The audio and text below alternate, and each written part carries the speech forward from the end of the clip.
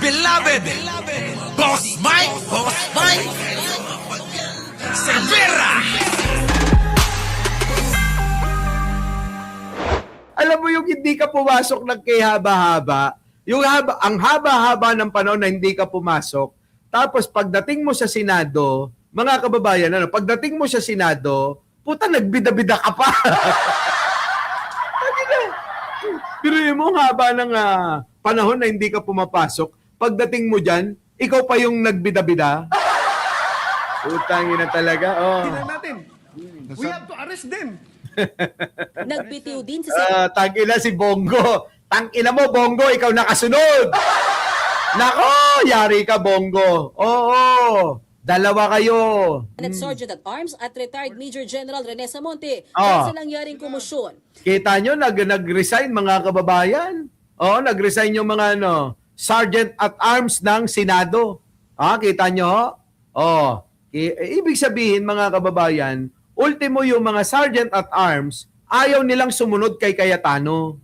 Si dating Sergeant at Arms retired Police Major General Mau Aplasca ang papalit Kita sa mo? kanya. Ayon kay Senate President Cayetano, inamin ni Samonte Tangina yung mukha ni Bato, takot na takot. Tangina mo, Bato! Takot na takot yung itsura mo! Tangina yun, takot na takot. Takot na takot yung itsura ni Bato. Tangina yun, delikado ako, mapupunta na ako ng tumawag sa kanyang NBI para i-coordinate umano ang pagsilbi ng arrest warrant kay Bato. Ipinakita rin umano ang naturang warrant kay Senator Tito Soto. Kasunod ng tensyon, nagpatupad ng full lockdown ng Senado sa kanilang Nako! gusali sa Pasay. May mga pulis na rin nakabantay. Bumagsa rin ang ilang taga-suporta ni Senator De La Rosa. Maging si NBI Director Melvin Matibag, hindi rin agad pinapasok kaninang hapon. Tingnan namin kung ano ang meron. Wala pa kami information, kaya kami papasok. ICC warrant of arrest. Teka nga, baka nga kami, di pa pasukin. Tingnan lang namin. Pero pagsapit ng gabi, pinapasok din si Matibag. Sa ngayon, naninindigan ng Senado na hindi nila hahayaang maaresto si De La Rosa habang siya ay nanatili sa Senado. Kita nyo mga kababayan, yung may arrest warrant, yung may warrant of arrest, mga kababayan, pinoprotektahan ng pamumuno ni Bading Cayetano. Di ba mga kababayan, kita nyo? Tama pa ba yun? Tama pa bang protektahan nila si Bato? May kasalanan nga yan, mga kababayan. Ayun na nga si Digong, Hindi rin sila kakatigan ng Korte Suprema kahit dalhin pa nila. Si Bato nga, hindi kinatigan Di ba? Kasunod yan ang inaprobahang mosyon ni Marcoleta na isailalim si Senator Bato sa protective custody ng Senado. Alam nyo ba mga kababayan? Tulad niyan. Nandyan, binanggit niya mga kababayan. Ewan ko kung napanood nyo, Sabi ni Bato, mga kababayan ko, bullshit daw itong gobyerno na to. Sabi ni, Sabi ni, si Bato, bullshit itong, the worst, government, na naranasan daw niya. This is the worst government. Sabi ni, ni Bato. Tangina, biglang nung gabi na, mga kababayan, eto na ngayon yung sinasabi, Yan, yan. Ayan, kita nyo. Mga kababayan, BBM, wala kang personal na galit sa akin, alam ko yan. Sana naman bilang Pilipino, protektahan mo rin ako. Putang ina mo! Ayan Abante News, mga kababayan. Pinost ito. Matapos mong sabihin na worst government itong administrasyon ni Pangulong Bongbong Marcos, matapos mong sasabihin mo, tulungan ka ni Pangulo, Manong Bongbong, huwag kang makialam dyan. Hayaan mo na. Hayaan mo, Manong. Huwag mong pakialamanan. Ubusin nyo yung mga yan. Ubusin nyo, huwag kayong magtira. Si Cayetano, wala kayong maasahan dyan. Pero, mga kababayan, lahat may paraan.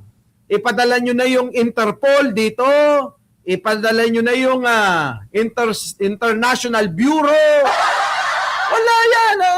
Kung yung International Bureau yung magpunta rito, mga kababayan, ano sasabihin nila? Wala kaming pakialam. Hindi yan yung batas namin. Wala kaming pakialam dyan. Basta kukunin namin yan si Bato. Wala na. Tapos kinumpirma pa ng ICC na legit yung warrant of arrest niya. Legit to eh. Yung warrant of arrest ni Bato, yari na. Kaya alam nyo mga kababayan, konting kembot na lang ito eh. Ako naniniwala, konting kembot na lang. Si Bato, mapapadala na sa dahig kasama ni Digonyo. Bossingin ng tulong sa ibang Interpol. Ayan na nga! Yan na yan. O diyan ka lang Bato, putang ina, basta hindi ka na makakalis dyan. Ngayon ho, ang Senado, punong-puno ng pulis, mga kababayan. Oo, binantayan nila. Ano pang magagawa ni Bato doon? Sige nga ho, wala ka na, nandiyan ka na eh. Di ba, nagtatago ka ng mahabang panahon, hayop ka eh. Oh. Wala namang ginawa si John Vic eh. Di ba? Oh, ngayon, Bato, paano na? Kala mo tutulungan ka ni Manong Bongbong? Hindi ko alam. Oo. Siguro, kung si Pangulong Bongbong, mangingialam, baka sabihin na naman ng mga tao, bakit nangingialam si Pangulong Bongbong Marcos dyan? Hindi naman sakop ng kanyang trabaho yan. Di ba? Hindi sakop, hindi scope ng trabaho ni Pangulo yan, mga kababayan. Kaya nga, kung ano man nangyayaring butuhan dyan sa Senado, wala hong alam ang Pangulo dyan. Wala. Hindi niya pwedeng saklawan, hindi niya pwedeng impluensyahan lahat ng mga nangyayari dyan. Wala kahit isa. O ngayon, ang tanong, si Bato de la Rosa, mga kababayan ko, di ba? Ito ho yung bida-bida, ito ho yung feeling, mga kababayan, feeling matapang, feeling strong, na idol ng mga DDS. Pero ngayon, wala, mga kababayan. Nga. Ngayon, nagmamakaawa na ho. BBM, wala kang personal na galit sa akin. Alam ko yan. Sana naman, bilang Pilipino, protektahan mo rin ako. Tignan nyo, ang bagsak nyo pala kay Pangulo. Pero putang ina mo, Bato, naalala mo ba yung investigasyon mo? Na ang ebidensya mo, labang kay Pangulo, yung butas ng puncher, gago? Naalala nyo yun? Naalala nyo yun, mga kababayan? Naalala nyo yung ginawa ni Bato? Nung sinisiraan nila si Pangulo? Yung kaparehas niya ring kalbo na isa, na hindi na natin nakikita, Sino yon? Yung isa? Yung kalbo ring isa? Sino yon? Sino yung isa? Yun, Morales. Natanda nyo anong ginawa nila, mga kababayan? Anong ginawa ni Bato? Dahil sa butas daw ng puncher, legit yan. Ganon yung kanya. Ano nangyari doon, mga kababayan? Di ba wala? Tangina, ang bobo talaga ni Bato. Doon napatunayan natin, bobo talaga tong kalbo na to. Bumoto kayo ng bobo. Nadali tayo, mga kababayan, binoto nyo, bobo. Ngayon, di ba? Idinidiin niya si Pangulong Bongbong Marcos na yung aligasyon ng Morales na taga-Bideya, ay totoo. Nakuha nyo, mga kababayan? Ano nangyari doon, di ba? Napatunayan na gawa-gawa lang nila? Tapos ngayon, hihingi ka ng tulong kay Pangulo. Putang ina mo ba to? Binaboy mo si Pangulo. Binaboy mo yan. Tapos humihingi ka ng tulong? Matapos mong babuyin si Pangulo? Tapos sasabihin mo, BBM. Putang ina mo, BBM lang tawag mo? Tawagin mong Mr. President.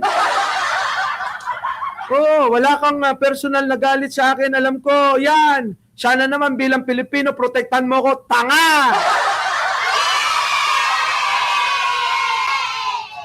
Hindi ka po protektahan, hindi makikialam yan.